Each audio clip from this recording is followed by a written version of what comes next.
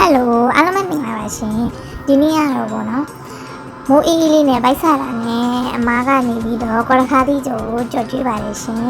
အရင်ဆုံးကော်ရခါသီးကိုဒီလိုလေးအနေထားလှိလိုက်ပါတယ်ပြီးတော့မုတ်ရီဖြော်ဖို့အတွက်အကျော်အမှုတ်ကိုလည်းအနှဲငယ်ထည့်လိုက်ပါတယ်ရှင်ပြီးတော့စားရည်စော်ရမုတ်အနှဲငယ်ထည့်လိုက်ပါတယ်ရှင်ပြီးတော့အယောင်လေးလှအောင်ဆိုပြီးတော့အယောင်တင်မှုတ်ပေါ့နော်အနှဲငယ်လေးထည့်ပြီးတော့ရေလေးနည်းနည်းထည့်ပြီးတော့မှုလိုက်ပါမယ်ရှင်အယောင်တင်မှုတ်ကတော့ပေါ့နော်ကိုကြိုက်ရင်လည်းထည့်မကြိုက်ရင်လည်းမထည့်နဲ့ပေါ့နော်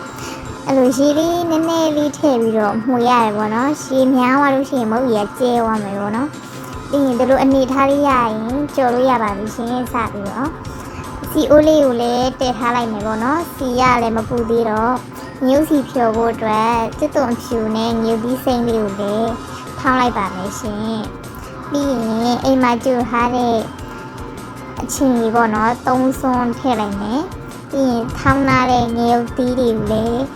ထည့်လိုက်မယ်ပေါ့နော်အနက်မှုမွေးလေးကြိုက်တာဖြစ်တဲ့အတွက်ငရုတ်နည်းနည်းမင်းကိုလည်းနည်းနည်းလှီးထည့်လိုက်တယ်ပေါ့နော်ပြီးရင်ချုံမုတ်တွေစားတွေနည်းငယ်ထည့်ပြီးတော့မှုလိုက်ပါတယ်ရှင်အချင်းလေးလည်းရပြီဆိုတော့ဒီဘက်မှာလည်းစီအိုးကလည်းပူနေပြီဆိုတော့ထည့်လိုက်ပါမယ်ရှင်ဒီလိုစီအိုးပူမှာပေါ့နော်ထည့်လိုက်လို့ရှိရင်မုတ်ကပွားပြီးတက်လာတယ်ပေါ့နော်အရန်စားကောင်းနေပေါ့နော်တိမခံနိုင်တော့မကြွင်းနဲ့ဘိုက်ကစားလာပြီပေါ့နော်ဒီလိုမိုးအေးမှာဒီလိုအကျော်ဆုံးနေအတုပ်တို့ရခိုင်မုတ်တီတို့ဒီလိုစားလိုက်ရရင်ပေါ့နော် feeling ကဘာနဲ့မှမတူဘူးပေါ့နော်